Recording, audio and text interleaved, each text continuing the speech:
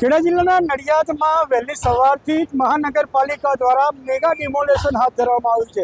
આપ જોઈ શકો છો કે નડિયાદમાં સ્ટેશન રોડ પાસે આવેલ લગભગ 46થી વધારે દુકાનો હાલ અત્યારે તોડવામાં આવી રહી છે। જે દુકાનો છે તે વર્ષોથી જે નગરપાલિકાના ભાડા પેટે આપવામાં આવી હતી, આજે જ્યારે એક સાથે 46 દુકાનોને તોડવા માટે લગભગ 8થી વધારે જેસીબી મશીનો અને જે ટેકનિકલ સ્ટાફ છે તે કામે લાગ્યો છે। અગાઉ આ જે દુકાનદારો છે તેમને નોટિસ આપવામાં આવી હતી અને ત્યારબાદ દુકાનદારો જે હાઈકોર્ટમાં ગયા હતા, પરંતુ 6 મહિના બાદ હાલ આજે નડિયાદ મહાનગરપાલિકાની ટીમ દ્વારા વહેલી સવારથી જ મેગા ડિમોલેશન હાથ ધરવામાં આવ્યું છે। જો વાત કરવામાં આવે તો જે વર્ષોથી આજે 50 વર્ષથી વધારે પણ સમયથી આ દુકાનો ભાડા પેટે નગરપાલિકા દ્વારા આ દુકાનદારોને આપવામાં આવી હતી।